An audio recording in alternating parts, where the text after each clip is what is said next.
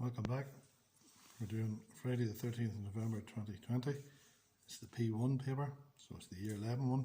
I'm doing questions number 3 and 4. So let's have a look at number 3. So a man lifts a suitcase of mass 12 kilograms onto a shelf. The suitcase gains 264 joules of gravitational potential energy when it's lifted onto the shelf. Calculate the height of the shelf. So the formula we know for potential energy, PE, is mass by gravitational pull by height. So you need to learn that. Measured in joules. Mass is in kilos. G on the earth is 10 meters per second squared, and the height is in meters. So joules, kilos, meters per second squared, meters. So calculate the height itself. So put the bits and pieces in that we know. We know this 264 joules is the mass is 12 kilos, where on the planet Earth is 10 by the height h.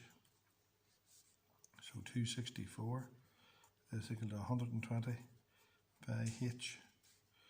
264 divided by 120 is equal to the height h. So there's all the working out. I'm looking for 3 marks here. That's probably 1, 2, and then finally. So get the calculator out. 264 divided by 120. 2.2 meters. 2.2 meters. 2.2 meters. So that's that bit done.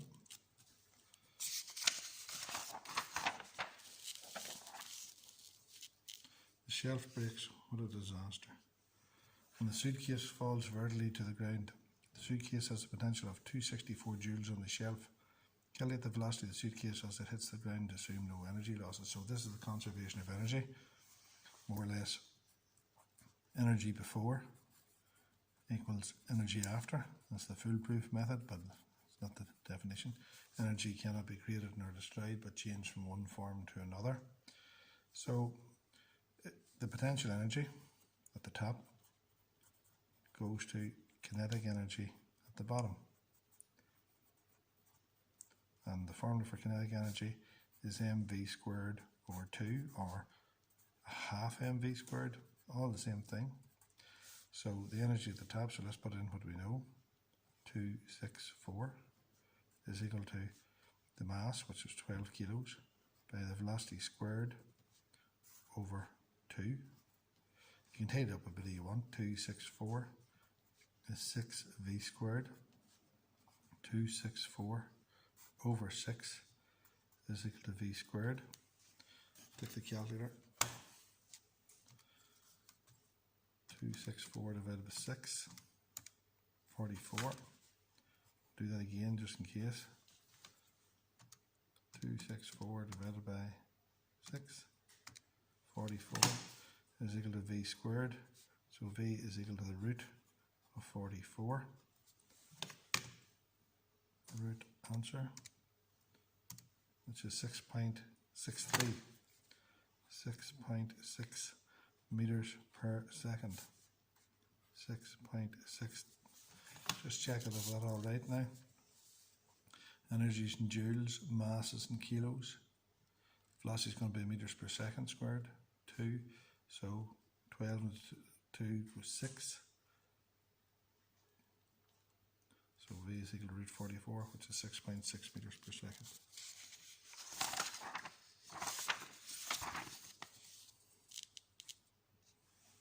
So let's look at number 4.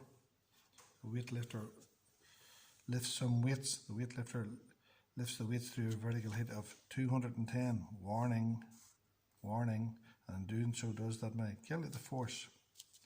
Always be careful. Distance is usually measured meters. So work done is equal to force by distance.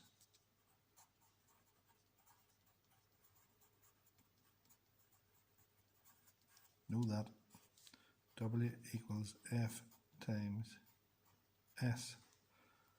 She does 630 joules of work. See, there's the 630 joules there. And 210, now remember, that's 2.1 meters. So the force by 2.1. So 630 divided by 2.1 is equal to F. So let's have a look at this. 630 divided by 2.1 equals 300. 300 is equal to force. Now it's a force, joules, newtons, meters. Joules, newtons, meters. So it's 300 newtons. 4 marks. Don't forget that. That's the trick sitting there waiting for us. So, second half of the question. On another occasion, the weightlifter does 720 joules of work and lifts the weight in 0.5 seconds. Calculate the average power as she lifts the weight.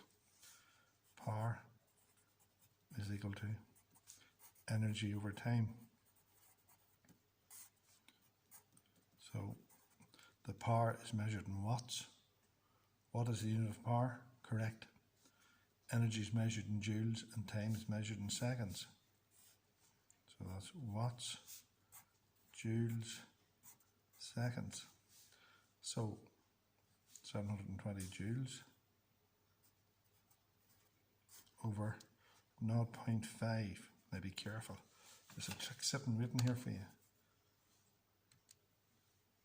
720 divided by 0.5.